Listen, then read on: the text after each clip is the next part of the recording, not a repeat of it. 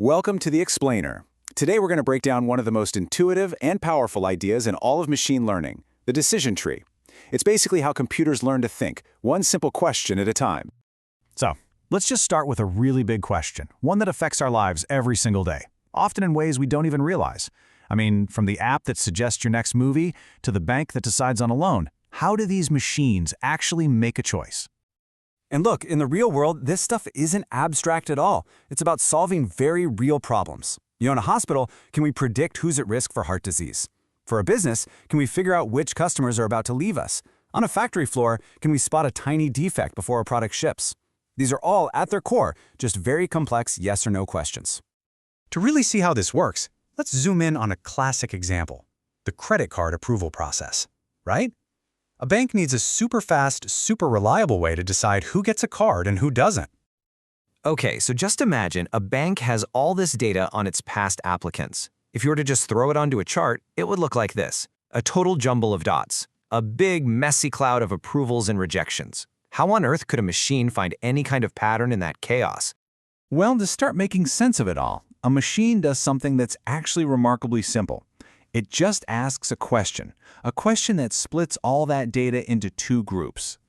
For instance, what if we just ask one simple thing? Is the applicant's annual income more than $110,000? And boom, just like that with one single line, a pattern starts to appear.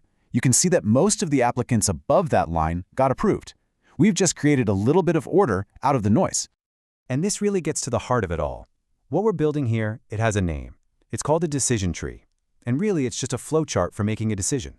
That very first question we asked, that's the top of the tree, what we call the root node. But here's the million-dollar question, right? Out of all the possible questions the computer could have asked, about income, credit score, age, you name it, how did it know that that was the best one to ask first? It all comes down to a concept called impurity. Think of it like a fruit basket. A basket that's filled with only apples is, well, pure. But a basket with a 50-50 mix of apples and oranges, that's highly impure. The whole goal of the algorithm is to ask questions that create the purest possible groups where the final decision is as clear as possible. Now, the most common way to measure this has a fancy name, Gini impurity. But don't let the name scare you. It's just a number that tells you how mixed up a group is. All you really need to know is that a lower score is better. A low score means a purer group and a much better split. The goal is always to get that number as low as you can. And what's so cool about this part of the process is how it finds that best split. It's not magic, it's just a ton of math. The computer literally tests every single possible split, every feature at every value, calculates the Gini score for each one, and then just picks the one with the lowest score. It's that simple. In our case, turns out annual income over 110K and credit score over 690 are both equally good starting points. But of course, the process doesn't just stop after one question. Nope. The machine takes those two new groups it just made, and then it does the exact same thing all over again. It repeats the process, growing the tree.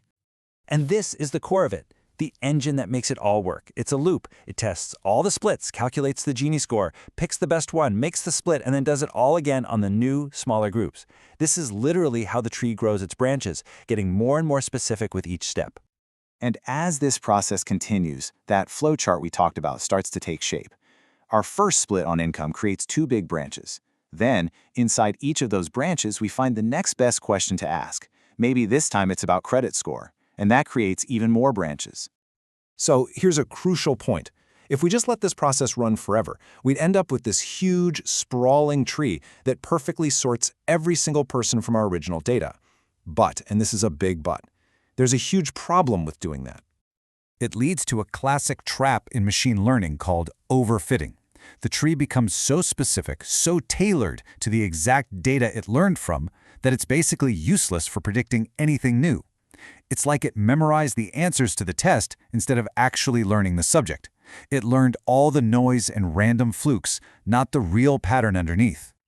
So what's the solution? Well, it's a process that sounds exactly like what it is, pruning. Just like a gardener snips back an overgrown bush, we strategically trim the branches of our tree to make it simpler and healthier. So, we start with this, the fully grown, super complex tree, the one that knows our past data perfectly, but is way too complicated to be useful for the future. And then, using some pretty clever techniques, we algorithmically trim away the least useful branches, the ones that add a ton of complexity but don't really add much predictive power. And what we're left with is a smarter, leaner, and way more effective tree that actually performs better on data it's never seen before. And why does this matter so much? Because a simpler model is very often a more robust and useful one. It has learned to generalize, to find the real signal in the noise, instead of just memorizing the past. Which leads us to this fascinating trade-off that's right at the heart of all machine learning, this constant battle between accuracy and complexity. To build a model that can truly learn, how much detail do we actually have to sacrifice? It's a question that data scientists, and now really all of us, have to wrestle with every single day.